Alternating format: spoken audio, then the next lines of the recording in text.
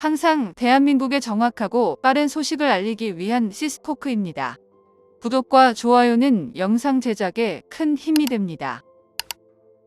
대한민국의 KF-21 전투기를 폴란드와 아시아 국가는 물론 세계 방산 국가 1위인 미국에서도 유심히 지켜보고 있는데요.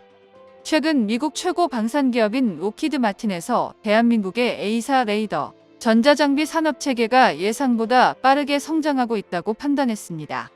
즉, 개발에 성공한 한국산 A사 레이더가 고난도의 생산 라인 구축에 성공했다고 결국에는 인정한 것인데요. 더욱이 대한민국에서 만든 국산 A사 레이더의 신소재를 개발해 탐지 면적을 170%나 증가시켰으니 미국의 록히드 마틴도 결국 한국의 발전된 기술력을 인정할 수밖에 없는 것입니다. KF-21 전투기 시제 3호기에 장착된 A사 레이더는 추후 양산을 거쳐 생산되는 기체에 적용되며 FA50 경공격기까지 A사 레이더를 모두 장착해도 충분히 남을 만큼의 레이더 전략 자산을 대한민국이 직접 보유했다는 평가가 미국에서 지배적입니다. 현존 최고 성능의 A사 레이더를 국산화에 성공한 대한민국은 현재 군에서 운영 중인 각종 전술 자산들과 새로 도입하는 전투체계들의 레이더를 점진적으로 국산화해 KF-21 전투기부터 구축함까지 국산 레이더를 교체하는 작업에 착수한 상태인데요. 이러한 결과 비로소 결실을 맺게 되었습니다. 바로 지난해 국방과학연구소가 전자전 비행 모의시험대 통제실에서 지름 30cm, 송수신 모듈 1400개로 이루어진 프로토타입의 A사 레이더가 100km 거리에서 접근하는 가상적 전투기 12대를 동시에 추적하는 데 성공한 것인데요. 공개한 A사 레이더의 가장 핵심 소재인 질화갈륨 반도체 소재는 한국형 다이아몬드 공법이라는 새로운 공법을 이용해 기존 미국이나 일본의 특허를 피해갔으며 전력중 폭률이나 열전도율이 기존 레이더 대비 훨씬 높아 내열성도 뛰어난 것으로 판명되었습니다. KF-21 전투기 레이더 초기 비행을 담당했던 이스라엘 엘타 방산기업은 우리 기술진이 개발한 A사 레이더 하드웨어가 자국산보다 훨씬 성능이 뛰어나다며 자국에 수출을 요청할 정도였는데요.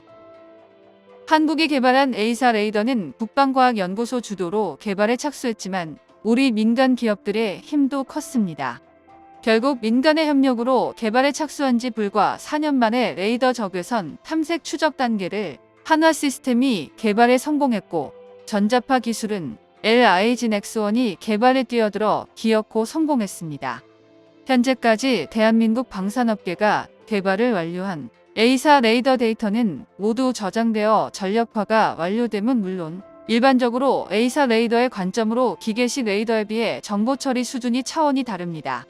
레이더 스페이스 성능 향상에도 A사 레이더가 유리하고 특히 적 레이저 교란 등 전자전 능력도 갖고 있기 때문에 탐지 거리 및 범위도 확대되는데요. 또한 전투기 송수신부 모듈이 1000개 이상이므로 독립적으로 송수신하는 모듈 덕에 공중과 지상의 다수 표적을 동시에 탐지하거나 추적이 가능합니다. 대한민국이 독자적으로 개발한 개별 소자 방식이 사용하는 전략은 전파조사 시작에 접근 레이더에 역감지되는 확률이 현격하게 줄어드는데요. 이로써 상황 인식 능력이 크게 향상되어 기계식 레이더에 비해 3배에서 4배가량 전투 능력이 향상되게 되면서 복수의 표적과 동시 교전이 가능해져 전투기 성능을 끌어올릴 뿐만 아니라 장거리 공대공 미사일을 사용 가능하게 만듦으로써 전투기의 생존성까지 올려지게 됩니다. 현재 KF-21 전투기의 시제 3호기에 A사 레이더를 장착해 비행 시험을 진행 중이며 방위사업청 관계자는 KF-21 보람의 개발 현안에 관한 새로운 방안을 발표했습니다.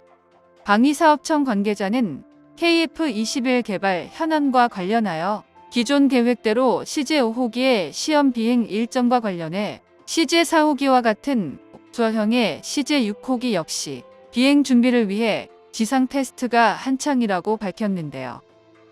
방위사업청 관계자는 한국산 A사 레이더를 장착한 뒤 야간 비행은 물론 미사일 분리 시험에서도 A사 레이더가 발견한 표적을 설정한 뒤 실제 미사일이 표적을 향해 완벽하게 타켓이 될 수 있는 시험을 완벽하게 성공했다는 말을 남겨 자리에 있던 군사무기 관련 기자들의 궁금증을 말끔히 해소시켜줬습니다.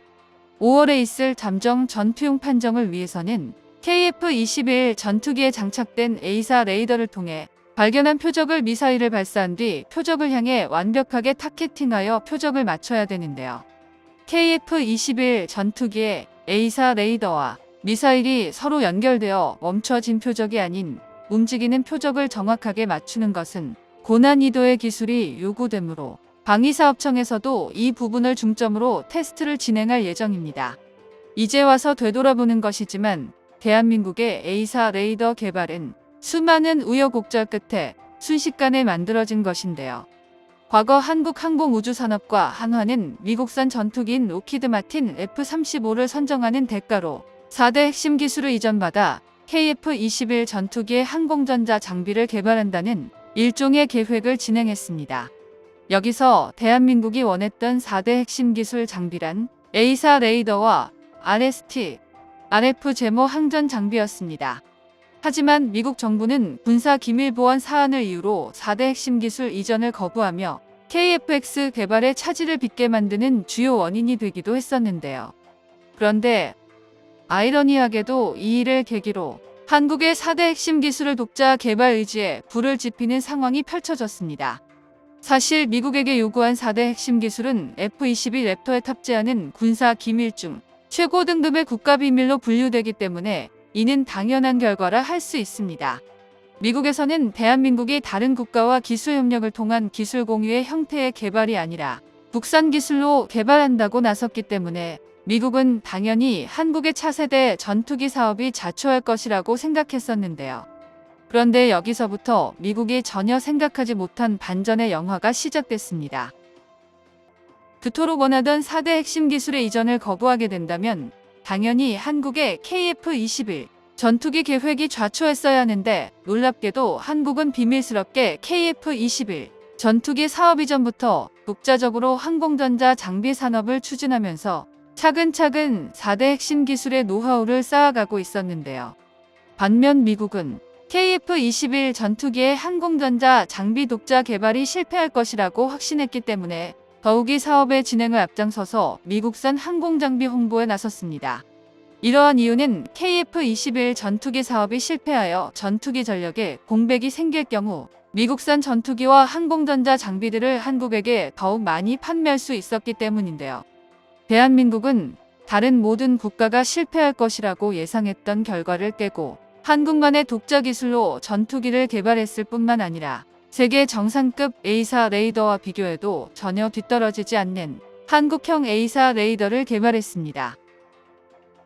정보가 도움되셨다면 구독과 좋아요 부탁드립니다. 이상 시스코크입니다.